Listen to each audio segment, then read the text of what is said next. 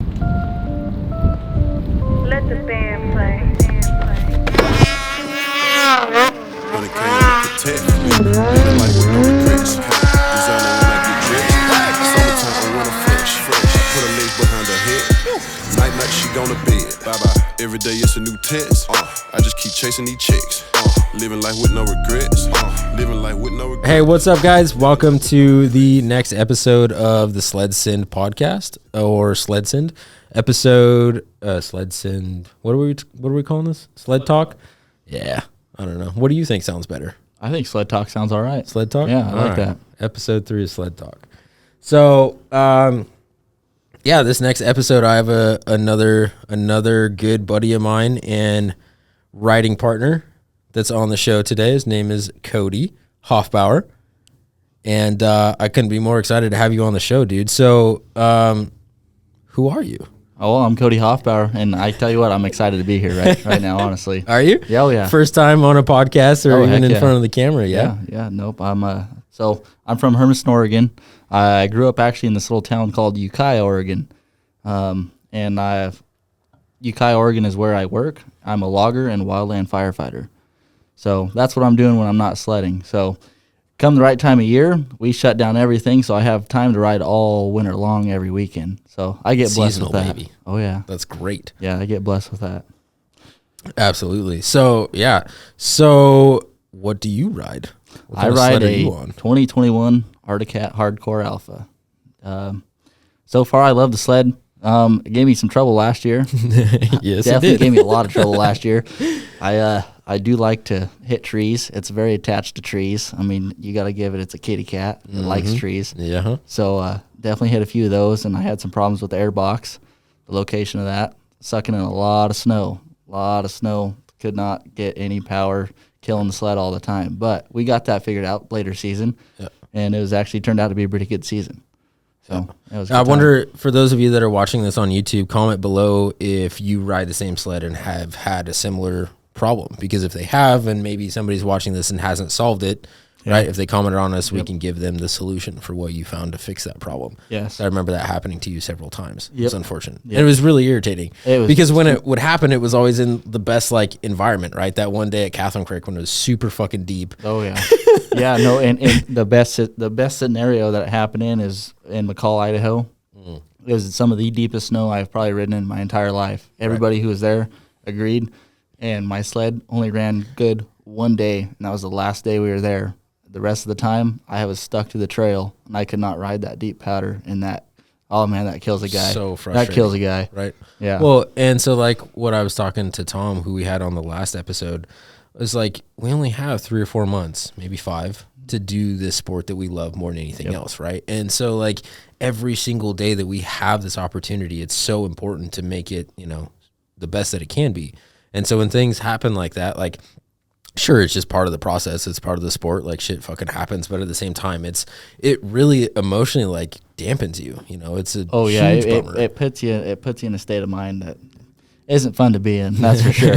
I can tell you that. Yeah. I remember when you guys went to McCall, because you guys had invited me, but that was the one time that I was down in fucking Texas. And you missed out. I will admit that you missed out. I know. It was a good time. Watching you guys were fucking sending me videos and watching everything on social. I was I'm pretty sure all the videos we sent you, all you could see was us floating through the snow. Just your helmet. Yeah, you That's about it. You couldn't even see our sleds. No, dude, that was epic. So you grew up in Ukiah, and how long have you been riding sleds? Oh, I've grown up on them. My dad rode them his whole life, and I mean since day one really. First sled I hopped on was a old 600 Mountain Cat, and I rode that for actually a very, very long time, and then switched to an 800 Mountain Cat and had that for a few years. And then this is my first brand new sled, is this 21 Alpha, and it's a whole different experience on this sled. Yeah, for sure. The sled does help the rider a lot. I will admit that. Yep. And from being on an old Arctic Cat to a new one, it made me a lot better rider than I used to be. Sure. Well, and it just makes you appreciate having new stuff that much more, right? Yeah, yep. But it's good because it allows you, because of the fact that you grew up on those older sleds and you know what that riding is like it allows you to respect and be, even that more grateful. Yep. that you were able to grow up on those kind of sleds, and now you're on this new one, and it makes it that much more fun. Oh yeah. So go ahead. Oh, I like to tell people who want to like get into snowmobiling. Sometimes it's not bad to start on an old sled, because that's going to get you a lot more set up to get on a new sled and go places you've never been before. In my opinion, that's my opinion. If you can learn on an old sled, you can ride a new sled, no problem. Right. That's like kind of my mindset about it. Well, and then you have to take into consideration too that while you're learning, right, like you're more likely to fuck things up, right? Wreck and do all that kind of gnarly stuff. But that's what teaches you, right? And so it's so much better to be able to do that on an older sled versus jumping straight on a new one, right? Oh yeah, yeah. No, you can go pick up a $1,600 sled and not have to worry about it getting too messed up. Right. A little tougher too. Total. Yeah. Yes. A little tougher. Yeah. So might as well make those mistakes and learn from those mistakes on an older, less expensive piece, sled. So do you have any plans as far as any kind of mods that you're going to do? I plan on the Ice Age Elevate kit for my sled this year, and definitely doing the tunnel cut and everything, because I would really like to learn the hop overs a lot better, bow ties, everything else. Sure. And then I have a little surprise this year that's going into the sled. Oh, boy. I've mentioned to very many people, but definitely with the Speedworks Supercharged kit. So we're going instant boost this year. Oh, my God. Really? We're going to see how that goes. Yeah. Iffy about it, but it's going to be a good time. Yeah, dude, that's exciting. I didn't even know that. I guess I'm just going to hit trees a little harder. God. That's exciting, man. Yeah. So what do you have in it right now? Is the stage, because I'm right Polaris now, guy, I'm not too familiar with the Speedworks stuff. Right now I have the Speedworks Stage 2 kit in it. So it's the head and everything else, and then the whole Y pipe can and everything. Right. That's what's in it right now, and that's pretty much basically what the Speedworks Supercharged kit comes with, is all that. So all I'm missing is the supercharger. So, got it. Yep. But You've already got that ordered and on its way? Oh, she's already here. Oh, have you put it in yet? No. Oh, you need some help with that? Well, I'm contacting some guys at Ride Articat to see if I can get help with that. So definitely not something I want to do alone. Yeah, no. But then I definitely do need to do a wrap as well. So I know you'll be able to help me with that one. Yeah, totally, 100%. Nice. Do you have you messed with the Arctic FX website? Coming up with designs or ideas? A little bit, a couple ideas, but I need to sit down and actually do it. Yeah. Yeah. So. And earlier you had mentioned maybe some bars. Bars, yep. No, the Cheetah Factory racing bars. I'd like to get a set of those. I was thinking hot pink goes with nothing with the design of the sled that I'm gonna do with it, but I just like hot pink for some reason. Dude, I mean sometimes I fuck with hot pink too. Kind of. I mean typically it's all black everything for me. But I do like when you have something very small that is a total opposite color than everything else. Like I think it's a good addition to the. Well, I completely match, and I got that just a little bit ago there from Thomas Mabbitt. Why do you have to completely match, right? Yeah. Well, I mean, I totally agree with that. That's not my first go-to. I mean, as you know, my sled is totally black. Yeah. But I also wear all black clothes. My truck's all black, like all black everything. But it kind of works out. It is what it is, but I think that'll be a great addition. I think that'll look pretty slick. Yeah. So, obviously, you're getting super excited for the season. I'm getting absolutely pumped. And so you were just up in Ukiah working today, and there was some white stuff on the ground, yes? Oh, yeah. There was like about 3 inches up there. Yeah, and that's not even the first time it snowed up there. Yeah. So that gets a guy antsy. Totally. It's a guy real antsy. Well, and I think it was, probably, 2 weeks ago? When that huge storm hit California, they got like 4 feet. And I sent that screenshot of Mount Adams getting dumped on to the group. Yeah. No, that got me pumped. That got me pumped. Gosh, that's crazy. But that's like, that snow tail is like right fucking, I don't think it's at the top of the Mount Adams, but it's damn near. I think it's close enough. It's definitely something we're going to have to learn how to, I don't know. Every time we've looked at that map, that snow map, to go there to ride, I think we have always missed the storm just a couple days later, a few days early. Right. But well, and so speaking of Mount Adams, we have a story. Oh, yeah. So you've been, because you went before me, the time that you and I went, and so you've been a total of twice there? Oh, way more than that. Nope, I've been there a total of 4 times. Okay. Yeah, yep. Okay. So the time that we went, we thought it was going to be good snow. Oh, we thought it was going to be like one of the best days. But it was Bluebird. I do give it that. It was Bluebird, That yes, was awesome. but the snow, there was a ton of snow, but it was fucking hard. I don't know if you'd consider that snow or ice. It was rock hard. And it was brutal too, because like that was, you know, all the things that I've done to my sled at that time. The one thing that I didn't have was fucking ice scratchers. Oh yeah, no, I remember your. And so I was overheating a ton. And then the front shock, the bolt came out of the rails. Yeah. Remember? And my fucking shock came out. And the high facts were melting. And the high facts were they were melting bad too. It wasn't a good deal. No. It was terrible. It was miserable because, and the other side of it was that place, you know, that was my first time there, and it was incredible. The views were amazing. We were way up on top. You could see across the Mount Hood. Like you could see all across Oregon. I mean, you're over in Washington, but you can see everything. Yeah. Yeah, and so that made it just that much worse for me because it was so incredible, and then my sled was just like fucked. Well, your sled wasn't even the only thing that was happening that day. We had both the new Arctic Cats. That Alpha Rail is only good for so much. It don't keep snow in the track. Right. So I think my old man and I were stopping probably every, I don't know, 30 yards or so if we got lucky before we had to shut down and cool it off. Right. I mean, they don't pick up any snow, and that's with ice scratchers down and everything. Right. Yeah, that was just it was a fun trip to go experience all that. But at the same time, it kind of sucked. It was a learning curve that day. 100%. Yeah. I mean, because after I got back from that, I tore the sled apart and I found the problem and I got it fixed, and I haven't had the issue since.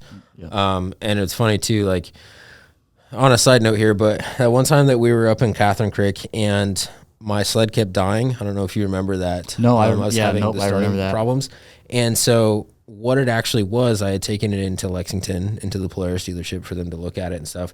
And on my throttle cable, there was a little nut that was loose. It was off. And so it was fucking up the computer system and it was shutting it off. Wasn't that was one of the things Kobe was saying, wasn't it? When we were up on the mountain there? I remember that. Yeah. And so it was down, you know, I don't know all the specifics or whatnot. And some mechanic that wasn't even working on it, he just like happened to walk by and just fucking saw it. It was the weirdest fucking thing. It's like, oh, well, I don't think this is supposed to be like this, and fixed it. Well, and so the sad part about it is that after I got that fixed, I haven't even ridden the sled. So I don't even know, like I know it works, but I haven't even gotten to like actually ride it without having the problem. But the second part of that was that when they plugged the computer into my sled, a lot of it was from the Mount Adams trip, and then part of it was on the halfway trip too, because I still didn't have ice scratchers, right? And getting all the way back up to halfway, I kept having to stop. Ride. I had 140 or 160 separate items where the computer had overheated sensors. I don't know. I'm fucking up the correct verbiage for this, but where the computer comes on and the little triangle comes on where it's too fucking hot and it fucks. I had like 140 of those. Oh, I can't even tell you how many my sled might have. I'd be concerned to look at that, honestly. It's got so hot so many times. Oh. And I have like 970 miles on that thing in 1 year. Oh my I God. couldn't even tell you how many times it overheated. Dude, yeah, it was not good. When he plugged that in, he was like, holy fuck. And I was like, oh my God, this is not good. So he like cleared it, did his computer thing or whatever and fixed that, and it's been good ever since. And I bought some ice scratchers. There you So go. I put them on, and then I put the sled away. So I haven't even fucked with it since I put them on. But hopefully we should not have that problem for me this year. So that'll be I don't think it'd be a problem. Unless it was elevation. Like it had something to do with the elevation then, but other than that, then I don't think so. Yeah. So Cody, going into this year, like what's the one big thing or a couple of little things that, you know, based off of how everything happened last year, like where's your mindset as far as like internally what you want to specifically work on or achieve or get better at? Like, is there something specific or is it just everything, or like what's in your mind? Well, you know, I'd like to work on actually being able to like do something my other buddies are doing and not like get a little hesitant, because as soon as I get hesitant, that's when my mind messes with me the rest of the time. But if I just go for it, it usually ends up working out. Sometimes not the best of ways, but it does work out. And I would like to work on that. One of the biggest things, not like all these tricks and other stuff like that. I just like to work on not being so hesitant with some things. Building up the confidence. Yes, yeah, building up the confidence. But when it comes to like doing cool shit, I'd like to learn how to bow tie. I'd like to learn how to hop over really well, because everything that I attempt this year looks really sketchy. Sure. It's like what I'm trying to do. Right. So yeah, I don't know. There's a lot to work on, I guess, but confidence is definitely one of the biggest ones. Yeah. I need to work on this year. Dude, I'm right there with you too. And so do you remember when we were up at halfway and Thomas left us? Oh, I mean, what? yeah, Tom left us. That's all I remember, because I was left with a pack of wolves, being the Polaris, and I was the only Arctic cat. Yeah. And I was left. I was left lone kitty out there. Yeah, 100%. So for you guys listening, you have to go back to the last episode. We had Tom, and he shared his side of that story. Pretty funny. But yeah, there was one of the shoots where you and Kobe both climbed it and encouraged me to climb it, and that was like the gnarliest thing I've ever fucking done. It was right. That was a gnarly shoot. That was a so gnarly shoot. I have it on GoPro. I have it all filmed, and I get all the way up to the fucking top, and there's a small little cornice, and if I had just blipped the throttle a little bit, I would have got over it, but I didn't, and I like rolled the sled way up there at the fucking top. I take that as a win, though, because the front skis got onto the very top. Right there is when it stopped. And it tipped over. And we're like in slow motion. Fuck. And we're like, hold on. Kobe's up there yelling, hold on, hold on. Yeah. And so, like, it rolled a couple times, and I'm like, it was fucked. It's all on video. Maybe we'll post it. But I posted some of it. But anyways, I was able to get the sled collected and get back down. But then, so talking on the topic of fear and building the confidence, right? So like, I remember being at the bottom of that, and in my mind, I knew that like, all right, Tyler, you've never done anything like this before. This is gnarly. Like, and for me, like, and the sled that I have and the sled that you have and the sled that Kobe has, like all of those sleds are super fucking capable of achieving that, right? It only came down to the rider and the skill set, right? Well, for the most part, because that I was hesitant to go up at first too, because that chute was definitely meant for a turboed sled.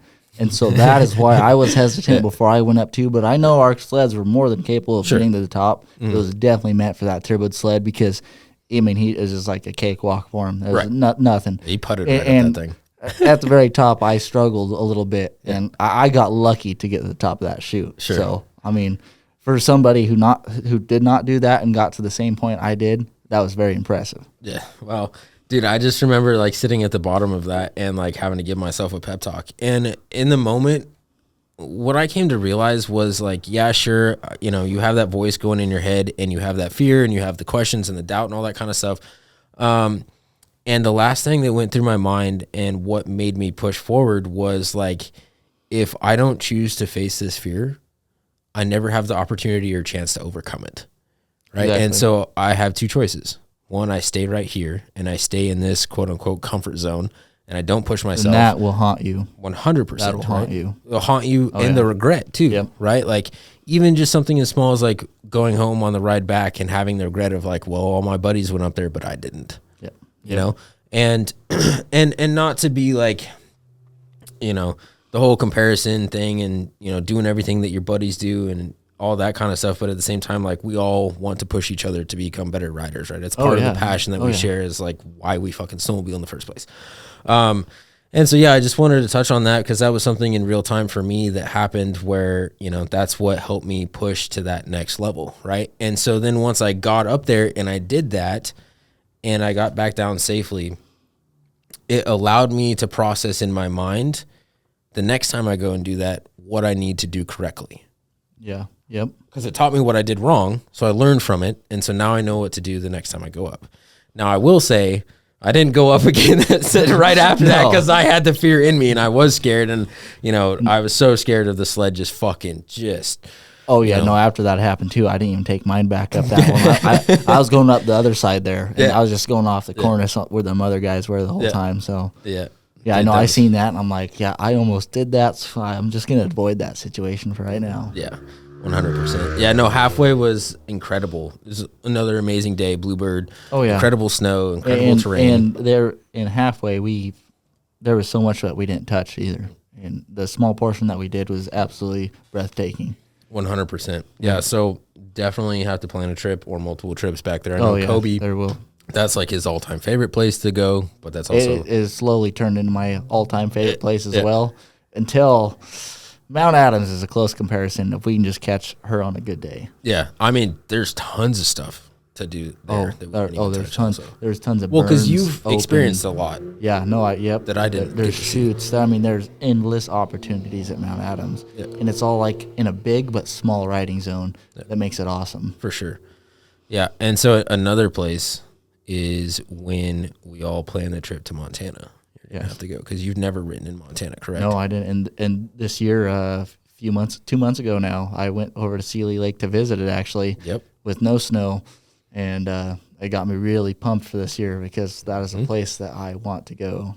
Dude, super Sealy's bad. sick. Oh yeah, dude, Super Sealy's close. badass. Yeah. I grew Everything up I've ever 30 seen minutes about from it. there. Yeah. Yeah. Yep. Yeah, I've never ridden in Sealy, right? We rode 30 minutes away. It's a super small town, Ovando, Montana. That's where I grew up. But 100% you're going to have to go with us. You know, you want to hear something that I heard while I was over there? Really off topic. Sorry about that. No, you're but good. Super off topic. So I think it was Orlando or somewhere over Ovando. there. Ovando? Is that what it's called? Yeah, my Ovando. apologies. Yeah, My yeah. apologies. Ovando. So we were over there in Missoula hanging out, and there was something about a lady camping out in the post office yard. Yep, the biker from California. Yeah, she was camping out there. Mm-hmm. The grizzly bears there. I guess I heard they fly all their troubled grizzlies there, all the ones that have had problems or encounters with people, around that area. Mm-hmm. And she was camping out in that little area or whatever you want to call it, middle of the day, and got attacked. Do you know Yeah. anything about that? Yeah, I do. Because a really good friend of mine was the first responder. Really? Yeah, so that's Okay. right in Ovando. It's a population of fucking 64 people. I went to school there, lived Yeah. there for almost 11 years. And I do know the whole story. Okay. And so as far as like, that's where they fly in the grizzlies that are, troubled and whatnot, I cannot. That's what I confirm heard or from like deny these that. forestry guys up Yeah. there, but I wasn't sure. So Could that very was well off be. topic, but I had to know that. Yeah, so real quick, like we'll go into it. So where Ovando is located, it's on Highway 200, and there's a a whole big thing where bikers, bicyclists, not like fucking Harley bikers, right? Yeah. But bicyclists like go through there all the time on their way to wherever. Like it's part of a stretch that they ride, hundreds of miles or whatever. Yeah. So it's a super popular destination for bikers to stop and camp out at. And so what had happened, and not to throw too much shade, maybe this will piss people off or not, but this individual was from California. So that kind of sets the tone as far as like maybe lack of knowledge around bears perhaps. But so this is what happened, right? So they were camping out. It was her. I don't know if she had a husband or not, but there was another, I believe, couple that was camping out beside her in a separate tent. And this is what was kind of fucked up. She had seen the bear, right? Really? Within, I don't know, 50 or 60 yards, had already seen the bear and just chose to get back in her tent and go to sleep. And so she had like hung her food up in a different place, like up high or whatever. But she had already seen the bear and still chose to get back in the tent. And so what's interesting too is that every single person in that town, we're all, or I say we, because as if I still live there, but everyone is super familiar with grizzlies, right? So if you had seen a grizzly, like you could have gone and knocked on anybody's door in Ovando and been like, hey, I just saw this bear. But anyways, she chose not to. She saw the bear and chose to get back in her tent. And so the bear left, and come to find out later, the bear was hurt and its jaw was like fucked up and couldn't eat, right? So that's why the bear came into town, because it was looking for easier access to food because its jaw was fucked up. Okay, that makes sense. I didn't know any of this story, so yeah, that makes and sense. so the bear walked by and ended up going over to somebody's chicken coop and opening it up and killing some chickens or whatever. And the bear came back and came into her tent and killed her. And so a buddy of mine that I'm really close with, I do a lot of business with and stuff, and he was on the trip, Brian, right? So Brian, his older brother, he's a firefighter. I don't know if he's got like EMT stuff or whatnot, but he was the first responder and walked in to the tent and saw her. Wow. Yeah. Okay. And I know he was very emotionally like affected by that, as anybody would be seeing that. Yeah. But anyways, yes, that was in Ovando where I grew up. That's what I heard That's about what had Ovando. happened. Okay. Yeah. Okay. I'm glad I know the whole story now. Sorry to throw off topic here this for is totally everybody's good. watching. But Totally good. now you know, Montana Grizzlies, don't fuck with them. 100%. Do not fuck with them. I'll say if that you again. see one, Do not fuck. don't just get back in your tent and go to sleep. Yeah, definitely go knock on some doors. Yeah, not a good idea. Yeah. So anyways, yes, that's where that happened. But yes, that's where we would go riding. We Okay. would go into Sealy and stuff. And so 100% we will plan that trip. Thank God bears hibernate. Yeah, no shit. No shit. So anyways, yeah, was there anything else that you wanted to touch on or elaborate into? Oh, not so much. I think there's a lot more left for another episode, I think. Yeah, totally. Yeah, we're going to do a whole other episode. We're going to bring Tom back in and share some stories and stuff. So we're going to go ahead and wrap up this episode. Cody, I appreciate you coming on. Yeah, thanks for having me. Totally, man. And you're always welcome back. And so, yeah, we'll wrap this up. Guys watching this on YouTube, appreciate you guys tuning in. Please subscribe to the channel, hit notifications, all that good stuff. Listeners on podcasts, iTunes and Spotify, all that stuff. Go ahead and subscribe and download all that good stuff. Leave comments, everything, because that helps us continue to push forward and release more content and keep doing this for you guys. We surely enjoy it. Oh yeah, there's lots of good stuff to come. 100%. There's a lot of good stuff to come. This is only the tip of the iceberg. So to leave reviews on Apple yeah, Podcasts because that's how they like. totally.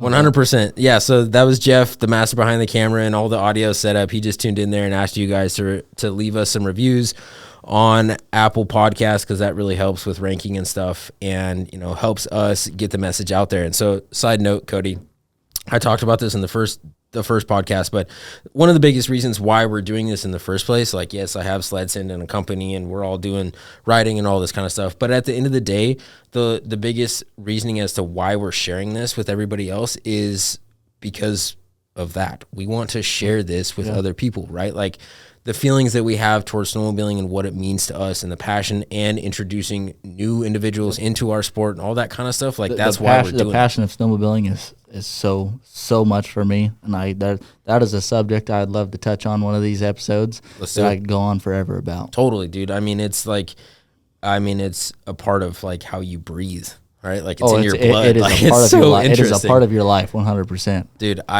it's a side note. Last thing, we'll wrap this up, but I'm sure that you, Tom, every other sledder listening to this, like, maybe not to this extreme for me, but I fucking hate summer. One, I just hate sweating, but two, like, I just cannot fucking wait to get back on the sled. Like, there's just nothing else in the entire world. 100%. And there's no fucking bugs to deal with in the wintertime. That's my biggest dude. Fuck them bugs, dude. Totally, 100%. So we'll leave it on that note. That's a good one. So we'll go from there. Fuck them bugs. Appreciate you guys tuning in. We'll talk to you guys on the next one.